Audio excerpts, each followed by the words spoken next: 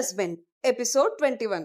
కథలోకి వెళ్లే ముందు పక్కనున్న బెల్ ఐకాన్ని ప్రెస్ చేసుకోవడం అస్సలు మర్చిపోవద్దు. అలా చేసినట్లయితే మీకు నేను స్టోరీస్ ఎపిసోడ్స్ రిలీజ్ చేసిన వెంటనే నోటిఫికేషన్స్ అందుతాయి. ఇక ఆలస్యం చేయకుండా మనం కథలోకి వెళ్ళిపోదాం. రుద్ర తనదైన ఈవిల్ స్మైల్తో ఆమెను చూస్తూ పైన కిస్ కాదు నేను చేసింది ఇప్పుడు డీప్ కిస్, అది రబ్ చేసుకోవడం సరిపోదు అన్నాడు పొగరుగా. పరమేశ్వర, ఎంత ఘోరం జరిగిపోయింది అంటూ శక్తి రాగం అందుకుంది వెంటనే. ఇక ఏయ్ చుప్, చికాగ్గా కసురుకున్నాడు డెవిల్ బాబు. దెబ్బకి శక్తి పాప రాగం ఆపి, ఎంతటి ఘోరం జరిగిపోయింది నీ వల్ల. ఉదయం మూతి ముద్దు ఇచ్చినందుకే నేను మా గురువు గారిని అడిగి పరిష్కార మార్గంగా సోమవారం వ్రతం చేయదలిచాను.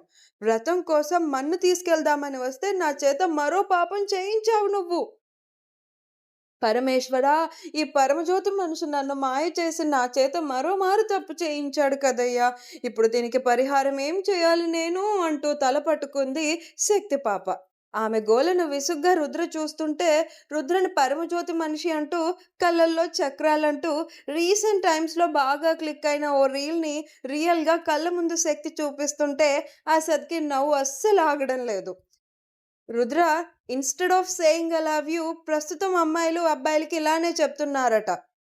ఎలా అని శక్తి సాగదీస్తే, ఆ పరమజ్యోతి మనిషి ఎవరైతే ఉన్నారో అతని కళ్ళల్లో చక్రాలు, అతను ఎంతమంది కన్యల కన్యత్వం తీసుకున్నాడో గాని అని పొట్ట పట్టుకొని నవ్వుతూ అసద్ మాట్లాడుతుంటే, అయ్యయ్యో మీరు ఎక్కువగా ఊహించుకోకండి, ఇతను ఆ పరంజ్యోతి మనిషే కావచ్చు, కానీ నేనైతే ఆ దేవకన్య వంశపు అమ్మాయిని మాత్రం కాదండి. ఎందుకంటే నాకు ఆల్రెడీ మా అమ్మ నాన్న వేరొకరితో పెళ్లి నిశ్చయించారు. ఎల్లుండి రాత్రికి నా పెళ్లి కూడా అని కంగారుగా చెప్తూనే, మిమ్మల్ని నేను వేడుకొని మరీ అడుగుతున్నాను, ఊర్లో ఎవ్వరికి మన మధ్య జరిగిందేది తెలియకూడదు డెవిల్ గారు. ఒట్టు పెట్టండి తెలియనివ్వనని. తెలిస్తే అమ్మో ఇంకేమైనా ఉందా, చాలా పెద్ద పెద్ద సమస్యలు ఎదుర్కోవాల్సి వస్తుంది మనిద్దరం. కాబట్టి మీరు సమస్యల్లో పడకూడదు, నాకు లేనిపోని సమస్యలు చుట్టుకోకూడదు అంటే అసలు ఇక మీరెవరో నేనెవరో అన్నట్టుంటే మంచిది. మీరు ఉదయం నన్ను కాపాడడం కోసం ఆ మూతి ముద్దు పెట్టడం కానీ, అసలు ఇప్పుడు కూడా పెట్టావు చూడు ఇంకో ముద్దు, ఇది కానీ ఎవరికి తెలియనివ్వద్దు. అయినా అలా ఎలా పెట్టేశావు నాకు అని అడుగుతున్న శక్తి మొహం చుట్లించుకొని అతని నుంచి జవాబు కోసం కూడా ఎదురు చూడకుండానే, అన్నట్టు నీ మొదటి ముద్దు నాతోనే జరిగిందా డెవిల్ బాబు అని అడిగింది కళ్ళు రెండు టపటపా ఆర్పుతూ. ముద్దేంటి, పెద్ద బంచిక్కే జరిగింది కదమ్మా శక్తి, నీకన్నా ముందు నీ కళ్ళ ముందే నీ డెవిల్కి అని అసద్ ఇన్నర్ ప్లే చేసుకున్నాడు ఈ క్షణాన. లేదన్నట్టు తలూపాడు రుద్ర కూడా నిజాయితీగా, అదే పొగరు నిండిన చూపులతో ఆమెను చూస్తూ. అయ్యయ్యో లేదా, అంటే మరో అమ్మాయితో ఇలా, అంటే నీకు ప్రేయస్ కూడా ఉందా, అదే లవర్ లవర్ కూడా ఉందా పరమేశ్వరా అంది పాప మూతి 36 వంకర్లు తిప్పుకుంటూ. లవర్ కాదు గాని ఓ తింగర్ పెళ్ళాం ఉంది అన్నాడు రుద్ర తన షర్ట్ని వెనక నుంచి కాలర్ పట్టి పైకి లాక్కుంటూ. పెళ్ళామా అంటే భార్య? గుండెల మీద రెండు చేతులు వేసుకుని షాకింగ్గా అడిగింది. నిజానికి ఈ క్షణం ఆమె కళ్ళల్లో కన్నీళ్లు చిప్పిల్లినట్టు ఆమె కూడా గ్రహించుకోలేకపోయింది. ముక్కుపుటాలు ఎగరేస్తూ, నిజమే, అది తింగర్ది కాబట్టే నువ్వు ఇలా పిల్లాన్ని పెట్టుకొని కూడా ఇలా పరాయి అమ్మాయికి మూతి ముద్దులు పెడుతున్నావు. పరమేశ్వర, నేరం ఘోరం పాపం. అయ్యయ్యో జరిగిపోయిందే, అంతా జరిగిపోయిందే. మూతి ముద్దు పెట్టింది పరాయి మగాడికే కాదు, మరొకరి భర్తను కూడా నేను. ఇంత పెద్ద తప్పు ఎలా చేశాను అసలు, అది కూడా 2 సార్లు. ఇప్పుడు నేను చేసే వ్రత పరిహారం సరిపోతుందా? ఈశ్వరా, పరమేశ్వరా, పవనేశ్వరా అని ఆమె డైలాగ్లోని మధ్యలో కట్ చేస్తూ అసద్ అన్నాడు. మీరు మధ్యలో మాట్లాడొద్దు, అసలు ఇంతకు మీరెవరు అంది అసద్ని చూస్తూ కోపంగా శక్తి. నేను నేను అసద్, ఈ డెవిల్కి personal assistant cum best friend అనమాట అంటూ తనను తాను గొప్పగా పరిచయం చేసుకున్నాడు అసద్. మీ స్నేహితుడు, ఇక మీ బాస్, మీ మహానుభావుడు నిన్నటి నుంచి నా వెంట పడుతున్నాడు. పెళ్ళైన వాడై ఉండి ఇలా పెళ్లి కావాల్సిన ఆడపిల్ల వెంట పడడం ఎంత పెద్ద తప్పు చెప్పండి. దానికి తోడు ఉదయం నన్ను కాపాడే వంకతో నాకు మూతి ముద్దు పెట్టాడు. అది చాలదని మళ్ళీ ఇప్పుడు కూడా అదే పని చేశాడు సిగ్గు లేకుండా. చూడండి మళ్ళీ ఎలా చూస్తున్నాడో. అసద్కి కంప్లైంట్ ఇస్తున్నట్టుగా చెప్పింది శక్తి రుద్రని నమిలి మింగేసేలా చూస్తూ.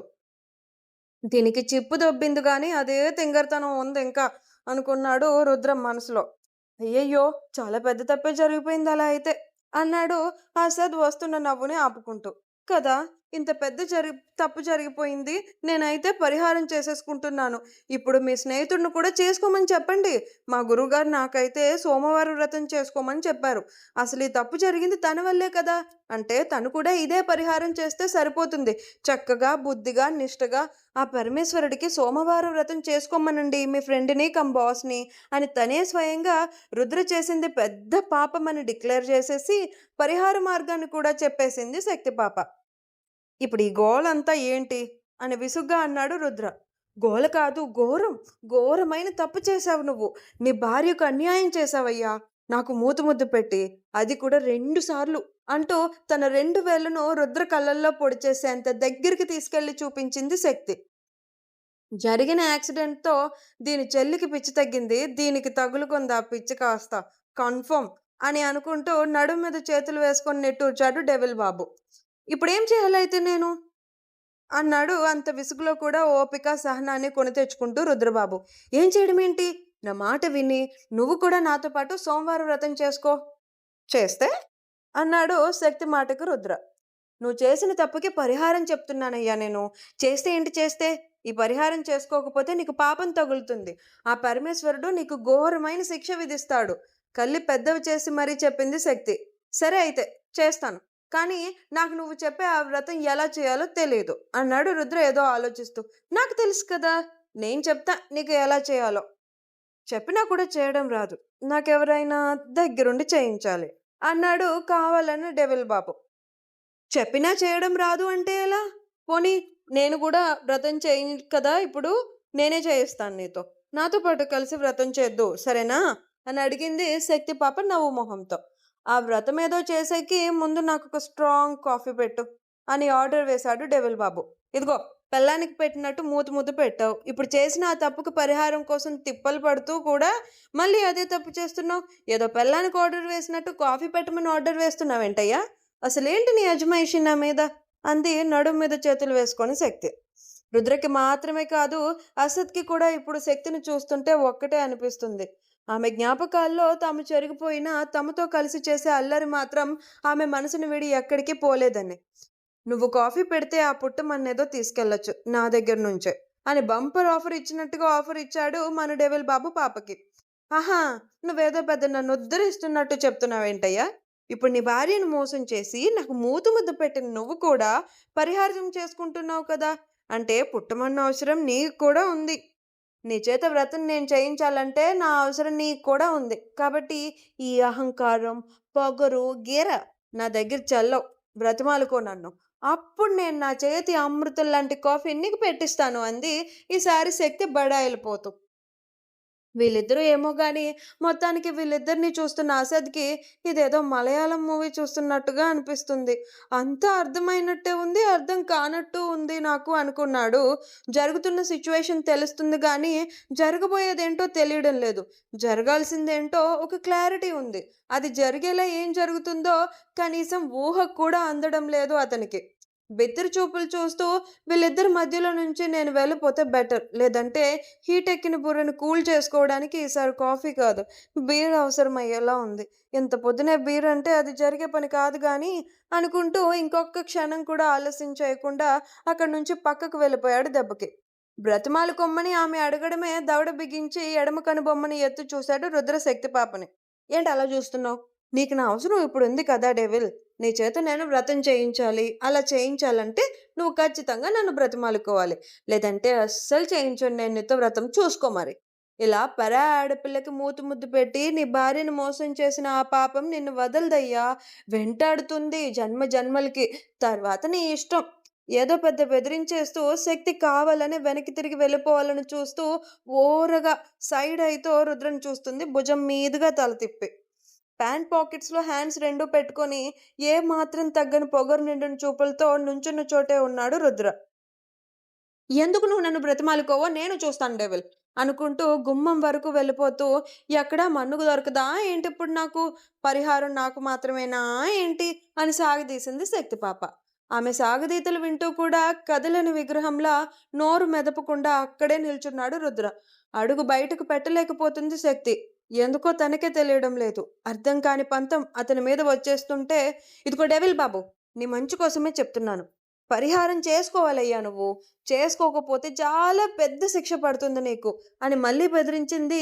కళ్ళు పెద్దవి చేసి పాప ఎలా అయినా అతని చేత బ్రతిమాలించుకోవాలని. అబ్బే! లాభం లేదు. రుద్ర దగ్గర నుంచి ఏం రియాక్షన్ రాలేదు తిరిగి పాపం పాపకి. అలా గుడిలో నిలబెట్టిన ధ్వజస్తంభంలా నిల్చున్నావేమి? ఏదో కొద్దిగా అంటే కొద్దిగా, చిన్నగా అంటే చిన్నగా బ్రతిమాలొచ్చు కదా! ఏం బ్రతిమాలితే నీ సొమ్మేమైనా పోతుందా? ఆఖరికి తానే ఏడుపు మొహం వేసేసి మరీ అరుస్తుంది అతని మీద.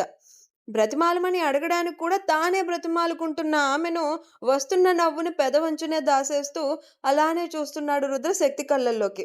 సరే, ఇప్పుడేంటి? బ్రతిమాలవా నన్ను? మరీ ఇంత మొండిగా ఉండకూడదు తెలుసా? నిజంగానే నువ్వు డెవిల్‌లా ఉన్నావే. ఉత్తి డెవిల్ కాదు. మొండి డెవిల్‌వి నువ్వు. పాపం నీ పెళ్ళం. ఎలా వేగుతుందో ఏంటో నీతో. అది ఖచ్చితంగా నిన్ను భరించలేక ఏటో పోతిందిలా అయితే అని మూతి తిప్పేస్తూ వంటగదెక్కడ అని గదమాయిస్తూ మరీ అడుగుతూ తన ముందుకు మళ్ళీ వచ్చిన శక్తిని ఆమె రెక్క పట్టి తనకి దగ్గరగా లాక్కొని, నన్ను వదిలి వెళ్ళిపోతే నేను అదెక్కడ దాక్కున్నా కూడా నా వరకు లాక్కొచ్చుకుంటాను. ఎలా తెలుసా? నువ్వన్నావే డెవిల్‌నని, నాలోని ఆ డెవిల్‌ని చూపించి మరీ లాక్కొచ్చుకుంటాను అన్నాడు రుద్ర బేస్ వాయిస్‌లో. దెబ్బకి బెదురు చూపులు చూస్తూ ఉంది శక్తి రుద్ర మండలాల్లా మారిన రుద్ర కళ్ళల్లోకి.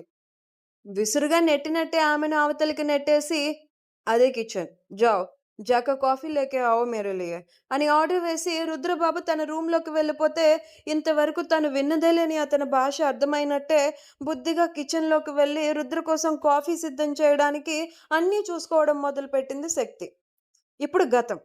నేను మీకు ఇంతకు ముందు ఎక్కడైతే ఏ పార్ట్ నుంచయితే గతాన్ని కట్ చేసి ప్రెజెంట్‌లోకొచ్చేసానో పాస్ట్ నుంచి, ఇప్పుడు అదే పాస్ట్‌కి వెళ్ళబోతున్నాం. సో, గమనించుకోండి క్లియర్‌గా ఒకటికి 2 సార్లు వినండి అవసరమైతే. సతి అందాలను రాత్రంతా కన్నుల విందు గావిస్తూ కునుకుమరిచిన రుద్ర ఇంద్రియ నిగ్రహాన్ని అతి కష్టంగా పాటించి మొత్తానికి తెల్లవారే సమయాన నిద్రలోకి జారుకుంటే, తెల్లవారే మేలుకొనే అలవాటున్న శక్తి మత్తుగా కళ్ళు కూడా తెరవకుండా తన చేతికి గరుకుగా తగులుతున్నదేమిటో అర్థం కాక వెల్లుల్లా ఉన్న తన కనుబొమ్మల్ని ముడిచింది. దేహం మొత్తం మెత్తని పరుపు మీద సుఖంగా తేలుతుంటే, తల కింద మాత్రం గట్టిగా తగులుతున్న స్పర్శకి కళ్ళు తెరిచి చూస్తే గానీ అర్థం కాలేదు పాపకి. తాను రుద్రగిండెల మీద తల పెట్టుకొనున్నానని, అతని గడ్డంతో ఆడుకుంటున్నానని. చటుక్కున లేచి కూర్చోవాలని ప్రయత్నించిన ఆమెకు అప్పుడే అర్థమైంది. తానే కాదు, రుద్ర కూడా తనను అనకొండలా చుట్టేశాడని. కొంచెంగా తలని కిందకి బెండ్ చేసి చూసిన ఆమెకు తన నడుం మీద చెదిరిన షర్ట్ లోపలికి రుద్ర అరచేయి చేరి కనిపించింది.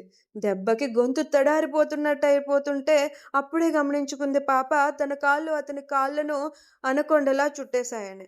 వామ్మో! ఈ డెవిల్‌కి ఇంత దగ్గరగా ఎలా వచ్చి పడుకున్నావే శక్తి నువ్వు అని తనను తానే తిట్టుకుంటున్న ఆమెకు అప్పుడే గుర్తొస్తుంది అతను రాత్రి మంచం మీద కాదు సోఫాలో పడుకున్నాడని. సోఫాలో పడుకున్నవాడు తన దగ్గరికి ఎలా వచ్చాడో అర్థం కాక అయోమయంలో పడిన శక్తి పాపకి అప్పుడే బుర్రలో ఏదో అనుమానం తొలుస్తుంది. వెంటనే తనని తాను చూసుకున్న పాపకి ఏం జరుగుంటుందంటారు? శక్తి ఎలా రియాక్ట్ అయిందంటారు ఆ టైంలో? అండ్ పాస్ట్‌లో రుద్ర చేత ఏదో పెద్ద పాపం చేసేసాడంటూ సోమవారం వ్రతమే చేయించేయాలని నిర్ణయించుకుంది. మరి చేయిస్తుందా శక్తి? ఏం జరుగుతుంది? ప్రెజెంట్‌లో ఏం జరుగుతుంది? పాస్ట్‌లో ఏం జరుగుతుంది? మీరు కథలోనే 2 భాగాలు తెలుసుకోవాలి. 2 భాగాలు తెలుసుకోవాలంటే మీరు మరింత త్వరగా likes and shares and comments and subscribers పెరిగిపోవాలి. ఇచ్చేయాలి నాకు అలానే. అప్పుడు నేను మీకు రెగ్యులర్ ఎపిసోడ్స్ రెగ్యులర్‌గా చాలా ఫాస్ట్‌గా రిలీజ్ చేస్తాను.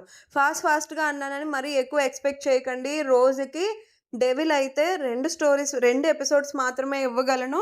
అండ్ కొత్త స్టోరీ స్టార్ట్ చేయబోతున్నాను. 1000 సబ్స్క్రైబర్స్‌కి ఇంకా జస్ట్ 3 ఆర్ 4 మనం ఈ క్షణానికి నేను రికార్డ్ చేసే సమయానికి 3 ఆర్ 4 నంబర్స్ కావాలి. అవి వచ్చిన తరువాత మీకు రోజులో కాదు అట్‌లీస్ట్ వారంలో ఒక 3 రోజులు కొత్త స్టోరీ 'సీక్రెట్ ఎఫైర్' అనే ఒక స్టోరీ ఇస్తూ ఉంటాను. సో, మీరు నా స్టోరీస్ అన్నీ వినండి. అప్పుడప్పుడు షార్ట్ స్టోరీస్ రిలీజ్ చేస్తాను. అక్కడ నాలోని ఒక రచయితనిలోని మరో భాగాన్ని మీరు చూస్తారు. కాబట్టి తప్పకుండా నన్ను సబ్స్క్రైబ్ చేసుకోండి. నా కథలన్నీ వినండి. నా రైటింగ్ స్టైల్ మీకు నచ్చినట్లయితే చిన్న కాంప్లిమెంట్ ఇవ్వండి. ఇక లైక్, షేర్, కామెంట్ మర్చిపోరు గదా! సబ్స్క్రైబర్స్ కూడా బాగా పెరగాలి చూసుకోండి. ఎంత బావుంటే నా నుంచి అంత బాగా కథలొస్తాయి.